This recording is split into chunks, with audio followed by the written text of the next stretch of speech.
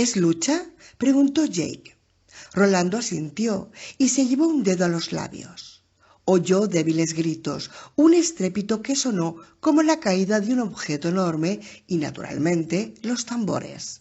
Enseguida se produjo otro estrépito, cada vez más musical, el ruido de vidrios al romperse. «¡Ostras!», susurró Jake y se acercó más al pistolero. Entonces llegaron los sonidos que Rolando esperaba no oír, un rápido y arenoso tableteo de armas ligeras seguido por una potente detonación hueca, sin duda alguna clase de explosión. La onda sonora rodó hacia ellos por la llanura como una invisible bola de jugar a los bolos. Después, los gritos, los golpes y los ruidos de rotura quedaron rápidamente sofocados por el sonido de los tambores, y cuando al cabo de unos minutos los tambores callaron en su inquietante y acostumbrada brusquedad, la ciudad volvía a estar en silencio. Pero ahora ese silencio poseía una desagradable connotación de espera. Rolando le pasó un brazo por los hombros a Jake. «Aún no es demasiado tarde para dar un rodeo», señaló. Jake alzó la cara hacia él. «No podemos». «¿Por el tren?». Jake asintió y respondió en un tonillo monótono. «Blaine es un engorro, pero hemos de coger el tren, y la ciudad es el único sitio en que podemos cogerlo». Rolando le dirigió una mirada especulativa. «¿Por qué dices que hemos de cogerlo?». «¿Ska?». «Porque debes comprender, Jake, que todavía no sabes mucho sobre el K. Es uno de esos temas que los hombres estudian durante toda su vida». «No sé si es K o no, pero sé que no podemos ir a las tierras baldías si no estamos protegidos, y eso significa Blaine. Sin él moriremos, como morirán aquellas abejas que vimos cuando llegue el invierno.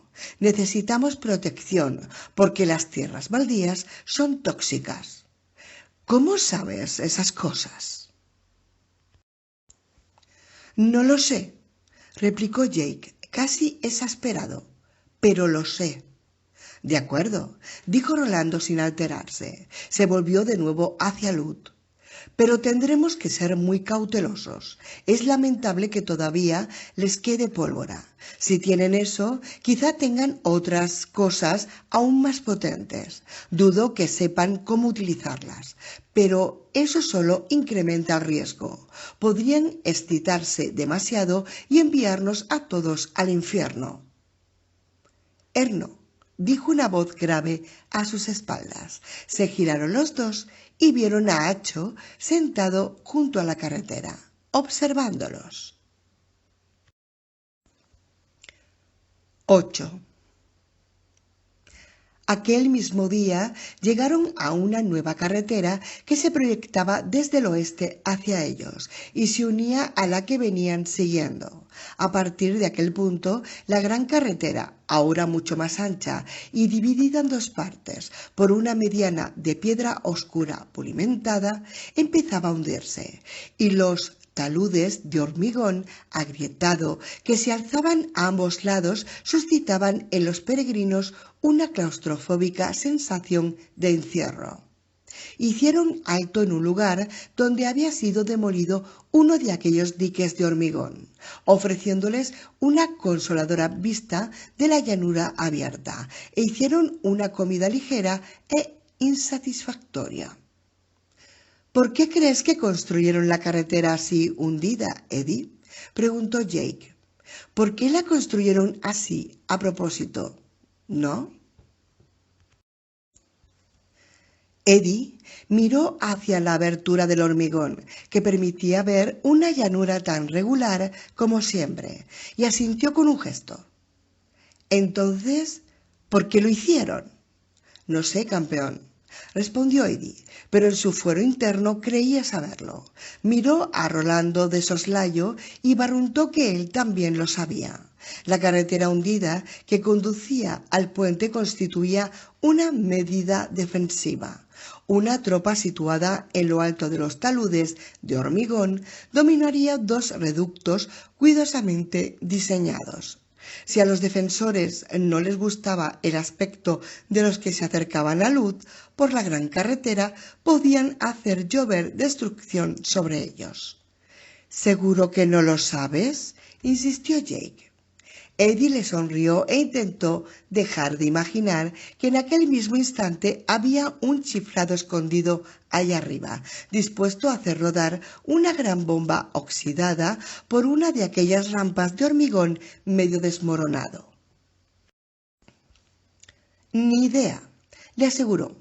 Susana lanzó un silbido de disgusto entre dientes. —Esta carretera se está yendo al infierno, Rolando. Esperaba haberme librado para siempre del maldito arnés, pero será mejor que vuelvas a sacarlo. El pistolero empezó a hurgar en el zurrón sin decir nada. El estado de la gran carretera iba deteriorándose a medida que otras vías más pequeñas se le unían como afluentes a un gran río. Al acercarse al puente, los adoquines dieron paso a una superficie que a Rolando se le antojó de metal y a los otros tres de asfalto. Esta superficie no había resistido tan bien como los adoquines. El tiempo había causado algunos desperfectos. El paso de incontables carros y caballos desde la última reparación habían causado más desperfectos aún. La carretera se había desmenuzado en una masa de cascajo traicionero. Avanzar a pie resultaría difícil y la idea de empujar la silla de ruedas de Susana por aquella capa descompuesta era absurda. Los taludes de los lados se habían ido volviendo cada vez más empinados y cuando los viajeros llegaron a cierto punto vieron en lo alto unas siluetas esbeltas y aguzadas recortadas contra el cielo. Rolando pensó en puntas de flecha, unas flechas enormes, armas construidas por una tribu de gigantes. A sus compañeros le parecieron cohetes o misiles dirigidos. Susana pensó en los cohetes Redstone que lanzaban desde Cabo Cañaveral. Eddie pensó en los misiles SAM repartidos por toda Europa, algunos dispuestos para ser disparados desde camiones. Jake pensó en los ICBM escondidos en silos de hormigón armado bajo las planicies de Kansas y en las montañas deshabitadas de Nevada, programados para atacar China o la Unión Soviética en caso de una conflagración nuclear total. Todos ellos experimentaron la sensación de haberse internado en una desdichada y tenebrosa zona de sombra, o en un país sometido a una antigua pero todavía poderosa maldición. Unas horas después de haber penetrado en esta zona, Jake la llamaba el guantelete, llegaron a un lugar donde se reunía media docena de carreteras de acceso, como hebras de una telaraña, y allí donde terminaban los muros de hormigón y se abría de nuevo el campo, cosa que alivió a todos, aunque ninguno lo dijo en voz alta. Sobre el cruce colgaba otro semáforo, esta vez de un modelo que a Eddie, Susana y Jake le resultó más familiar. En otro tiempo había tenido cristales redondos en sus cuatro caras, aunque hacía mucho que estaban rotos. Cuando la construyeron, esta carretera debió de ser la octava maravilla del mundo, comentó Susana. Y fíjate ahora, es un campo de minas. A veces lo antiguo es lo mejor, asintió Rolando. Eddie apuntó hacia el oeste. Mirad allí. Ahora que ya no estaban las altas barreras de hormigón, podían ver exactamente lo que sí les había descrito mientras bebían el amargo café de paso del río. Una sola vía, había dicho, encumbrada sobre una pilastra de piedra artificial como la que utilizaban los antiguos para construir sus calles y muros. La vía se abalanzaba sobre ellos desde el oeste en una fina línea recta para cruzar luego el Sent hacia la ciudad sobre un angosto caballete dorado. Era una construcción sencilla y elegante, y la primera que veían completamente libre de orín, pero no por ello menos estropeada. Hacia la mitad del camino se había desprendido un gran fragmento del caballete para caer a las veloces aguas del río. Lo que quedaba eran dos grandes estribos sobresalientes que se apuntaban el uno al otro como dedos acusadores. Debajo del agujero asomaba casi verticalmente del agua un aerodinámico tubo de metal. En otro tiempo había sido azul claro, pero ahora el color quedaba oscurecido por una capa de escamas de óxido. Visto desde aquella distancia, parecía muy pequeño. «Ya podemos despedirnos de Blaine», dijo Eddie. «No me extraña que dejaran de oírlo». Los soportes acabaron cediendo mientras cruzaba el río y fue a caer en la sopa. Debía de estar frenando cuando ocurrió, o el impulso lo habría llevado hasta la otra orilla y ahora solo veríamos un gran agujero como un cráter de bomba al otro lado del río. Bien, fue una buena idea estupenda mientras duró. Mercy dijo que había otro, le recordó Susana. Sí, y también dijo que no lo oía desde hacía 7 u 8 años. Y tía Talita dijo que más bien 10. ¿Tú qué crees, Jake? ¿Jake? La tierra llamando a Jake, la tierra llamando a Jake. Adelante, compañerito. Jake estaba observando atentamente los restos semisumergidos del tren, se limitó a encogerse de hombros. «Eres una gran ayuda, Jake», prosiguió Eddie, «tu valiosa contribución. Por eso te quiero tanto. Te queremos todos tanto». Jake no le prestó atención. Sabía que estaba viendo y no era Blaine. Los restos del monorraíl que sobresalían del río eran azules. En su sueño, Blaine era de un rosa polvoriento y azucarado como el de aquel chicle que venía con cromos de béisbol. Rolando, mientras tanto, se había abrochado sobre el pecho las correas del arnés para transportar a Susana. «Eddie, sube a tu dama a este artefacto. Ya es hora de que nos pongamos en marcha y lo veamos nosotros mismos». Jake desvió la mirada y contempló con nerviosismo el puente que se erguía ante ellos. A lo lejos oía un zumbido agudo y espectral. El rumor del viento entre las deterioradas péndolas de acero que unían los cables principales con el piso de cemento del puente. «¿Crees que se podrá cruzar sin peligro?», preguntó. «Mañana lo averiguaremos», respondió Rolando. 9. A la mañana siguiente, el grupo de viajeros se detuvo al extremo del largo puente oxidado, frente a la ciudad de Lud. El sueño de Eddie de un pueblo de ancianos elfos sabios que hubiera conservado una tecnología utilizable de la que los peregrinos podrían beneficiarse se desvanecía con rapidez. Ahora que estaban tan cerca, veía huecos en el paisaje de la ciudad, allí donde edificios enteros parecían haber sido incendiados o derribados con explosivos. La silueta de Luz le recordó una mandíbula enferma de la que ya había caído ya muchos dientes. Cierto que muchos edificios seguían en pie, pero también un aire lúgubre y desolado que llenó a Eddie de una melancolía poco frecuente en él, y el puente que se extendía entre los viajeros y aquel ruinoso laberinto de acero y hormigón parecía cualquier cosa menos sólido y perdurable.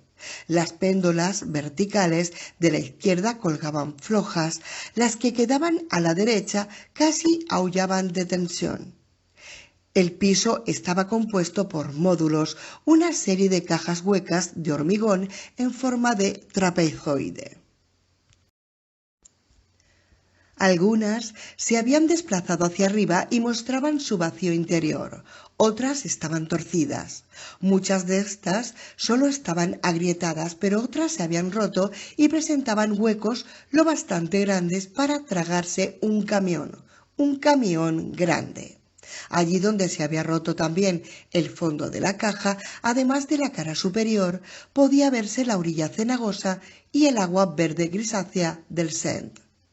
Eddie calculó que en el centro del puente la distancia entre el piso y el agua debía de ser unos 100 metros, y seguramente se quedaba corto.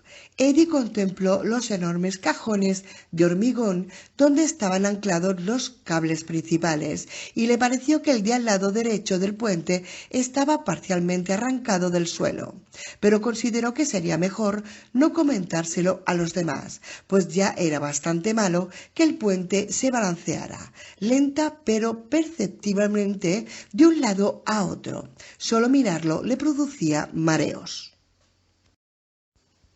Bueno, le preguntó Rolando, ¿qué te parece?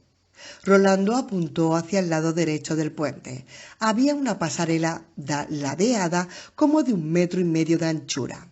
La había construido sobre una serie de cajas de hormigón más pequeñas, y de hecho constituían un piso distinto. Al parecer, ese piso segmentado era sostenido por un cable inferior, o quizás era una gruesa barra de acero sujeto a los cables de sostén principales por medio de enormes abrazaderas curvas. Eddie inspeccionó la más cercana con el ferviente interés de quien pronto habrá de confiar su vida al objeto que está examinando. La abrazadera estaba oxidada, pero aún parecía en buen estado. Grabadas sobre el metal habían las palabras «Funciones La Merck». A Eddie le fascinó descubrir que ya no sabía si las palabras estaban en inglés o en la alta lengua.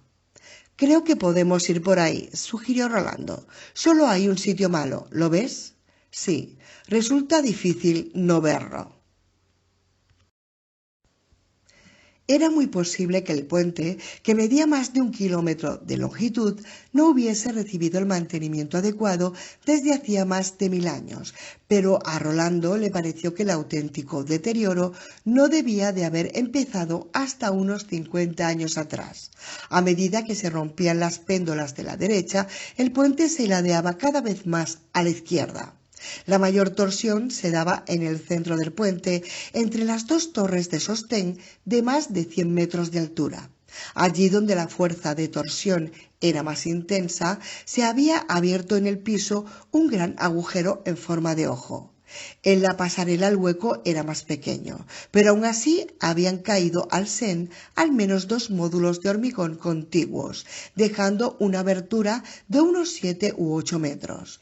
En el lugar que habían ocupado los módulos se veía claramente el oxidado cable o barra de acero que sostenía la pasarela. Tendrían que avanzar sobre él para salvar el hueco. «Creo que podemos cruzar», prosiguió Rolando con toda calma. «El hueco es una complicación, pero la barandilla aún se sostiene, de modo que podremos asirnos a algo». Eddie asintió, pero notó que se le aceleraba el corazón. Visto desde aquí, el soporte de la pasarela parecía un tubo grueso de metal ensamblado y debía de medir como 1,20 metros de anchura en la parte superior. Eddie se imaginó mentalmente cómo tendrían que cruzar, con los pies sobre la superficie ancha y ligeramente curvada del cable y las manos aferradas a la barandilla, mientras el puente cabeceaba con lentitud como un barco con marejadilla ligera. «Dios mío», exclamó. Intentó escupir, pero no salió nada. Tenía la boca demasiado seca. «¿Estás seguro, Rolando?» «No veo otra manera». Rolando señaló río abajo y Eddie vio un segundo puente. Este se había hundido mucho antes. Sus restos sobresalían del Sen en una oxidada maraña de hierro viejo. «¿Tú qué dices, Jake?», preguntó Susana. «Bah, por mí no hay problema», respondió Jake al instante. De hecho, estaba sonriendo. «Te odio, chaval», dijo Eddie. Rolando contempló a Eddie con cierta preocupación. «Si crees que no podrás hacerlo, dilo ahora. No empieces a cruzar y te quedes paralizado en medio». Eddie examinó la torcida superficie del puente durante un buen rato y finalmente asintió. Supongo que podré hacerlo. Nunca he sido un gran aficionado a las alturas, pero me las arreglaré. Bien. Rolando los miró a todos. Cuanto antes empecemos, antes terminaremos. Yo iré delante con Susana, luego Jake y Eddie en la retaguardia. ¿Podrás llevar la silla de ruedas? Va, por mí no hay problema, repitió Eddie con frivolidad. Entonces, vamos allá. 10. En cuanto Eddie pisó la pasarela, el miedo le llenó sus espacios huecos como si fuese agua fría, y empezó a preguntarse si no había cometido una peligrosísima equivocación. Desde tierra firme le había parecido que el puente solo oscilaba un poquito, pero ahora que en efecto se hallaba sobre él, tenía la sensación de estar parado en el péndulo del reloj de pared más grande del mundo. El movimiento era muy lento, pero regular, y la longitud de las oscilaciones mucho mayor de lo que había imaginado. La superficie de la pasarela estaba sumamente agrietada y se inclinaba al menos 10 grados hacia la izquierda. Los pies se le hundían en pilas sueltas de hormigón desmenuzado y constantemente se oía el grave rechinar de los módulos en fricción. Al otro extremo del puente, el horizonte de la ciudad se inclinaba lentamente de un lado a otro como el horizonte artificial del videojuego más lento del mundo. Más arriba, el viento resonaba sin cesar entre los tensos cables de suspensión. Abajo, el terreno descendía bruscamente hacia la fangosa ribera noroccidental del río. Eddie se hallaba a 10 metros de altura, y luego a 20, y luego a 38. Pronto estaría encima del agua. La silla de ruedas le golpeaba la pierna izquierda a cada paso. Algo peludo se le escabulló entre las piernas y le hizo buscar frenéticamente con la mano derecha el apoyo de la barandilla. Apenas pudo contener un grito. Acho pasó trotando y le dirigió una breve mirada de soslayo, como diciendo: «Perdón por la molestia, ya me voy». «Maldito animal idiota», masculló Eddie con los dientes apretados. Descubrió que no le gustaba nada mirar abajo, pero que aún sentía mayor aversión a mirar las péndolas que todavía conseguía mantener el piso del puente unido a los cables principales. Las péndolas estaban cubiertas de óxido y Eddie vio que en la mayoría sobresalían fragmentos de hilo de acero parecidos a copos metálicos de algodón. Sabía que su tío Reg, que había trabajado como pintor en los puentes George Washington y de Triborough, que las péndolas y los cables principales se componían de miles de hilos de acero trenzados entre sí. En este puente, las trenzas habían empezado por fin a deshacerse. A medida que los cables perdían su torsión, los hilos iban partiéndose hebra a hebra. Si ha aguantado hasta ahora, aguantará un poco más. ¿Crees que todo este montaje va a caerse al río solo porque tú lo estás cruzando? No te des tanta importancia. Pero este pensamiento no le sirvió de consuelo. Según él sabía, tal vez fueran las primeras personas que intentaban cruzar el puente desde hacía decenios. Y después de todo, algún día tenía que hundirse, un día no muy lejano a juzgar por su aspecto. El peso combinado de los viajeros podía ser la paja que rompiera el lomo del camello. Uno de sus mocasines empujó un trozo de hormigón y Eddie, mareado, pero incapaz de apartar los ojos, lo siguió con la mirada mientras caía y caía, dando vueltas en el aire. Hubo una pequeña salpicadura, muy pequeña, cuando chocó con el agua. Una ráfaga de viento cada vez más intenso le pegó la camisa sobre la sudorosa piel. El puente emitía gruñidos de protesta y se balanceaba. Eddie intentó apartar las manos de la barandilla, pero era como si estuviesen pegadas al corroído metal en un apretón de muerte. Cerró los ojos por un instante. No te quedarás paralizado, de ninguna manera. Yo te lo prohíbo. Si necesitas mirar algo, que sea algo largo, alto y feo. Eddie volvió a abrir los ojos, los fijó en el pistolero, se obligó a abrir las manos y empezó a avanzar de nuevo. 11. Rolando llegó al vacío y miró atrás. Jake le seguía a menos de 2 metros, con Acho a los talones. El Brambo se movía agazapado, con el cuello estirado hacia adelante. El viento era mucho más fuerte en el río, y Rolando vio que hacía ondear el sedoso pelo de Acho. Eddie estaba a unos 8 metros de Jake. Tenía una expresión muy tensa, pero seguía avanzando hoscamente, con la silla plegada de Susana en la mano izquierda, la derecha hacia la barandilla como la fría muerte. «¿Susana?» «Sí», respondió ella de inmediato. «¿Estoy bien?» «¿Jake?» Jake alzó la mirada. Seguía sonriendo y el pistolero vio que por esa parte no habría ningún problema. El chico estaba pasándoselo en grande. El cabello le ondeaba hacia atrás, dejando al descubierto su bien dibujada frente, y les chispeaban los ojos. Hizo un ademán con el pulgar hacia arriba. Rolando sonrió y le devolvió el gesto. «Eddie, no te preocupes por mí». Eddie parecía estar mirando al pistolero, pero éste pensó que en realidad miraba más allá, hacia los edificios de ladrillo sin ventanas que cubrían la orilla al otro extremo del puente.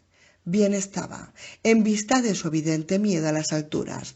Seguramente era lo que mejor podía hacer para no perder la cabeza. «Muy bien, no me preocupo», murmuró Rolando. «Ahora vamos a cruzar el agujero. Susana, siéntate bien, no hagas movimientos bruscos, ¿entendido?» «Sí. Si quieres cambiar de postura, hazlo ahora». «Estoy bien, Rolando», respondió ella con calma. Ojalá Eddie pueda decir lo mismo. Ahora Eddie es un pistolero, se portará como tal. Rolando se volvió hacia la derecha, de manera que quedó de cara al río en el sentido de la corriente, y se agarró al pasamanos. Seguidamente empezó a desplazarse sobre el agujero, arrastrando las botas por el cable oxidado. 12. Jake esperó hasta que Rolando y Susana hubieron cubierto la mayor parte del hueco y entonces empezó a cruzar él. El viento se arremolinaba en rachas y el puente cabeceaba de un lado a otro, pero eso no le inquietaba lo más mínimo. De hecho, estaba absolutamente encantado. A diferencia de Eddie, nunca le habían asustado las alturas. Le gustaba estar allá arriba, donde podía ver el río como una cinta de acero extendida bajo un firmamento que empezaba a nublarse. Hacia la mitad del agujero, Rolando y Susana ya habían llegado al otro segmento de pasarela irregular y estaban contemplando a los demás. Jake volvió la vista atrás y le cayó el alma a los pies. Al estudiar el modo de cruzar, se habían olvidado de un miembro del grupo.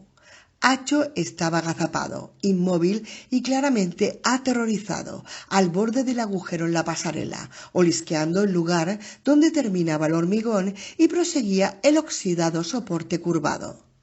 «Ven aquí, Acho», le gritó Jake. «Acho», gritó el Brambo a su vez, y el temblor de su voz ronca fue casi humano. Alargó el cuello hacia Jake, pero no se movió. Tenía los ojos bordeados de oro, muy abiertos y desesperados. Otra racha de viento azotó el puente, haciéndolo crujir y oscilar.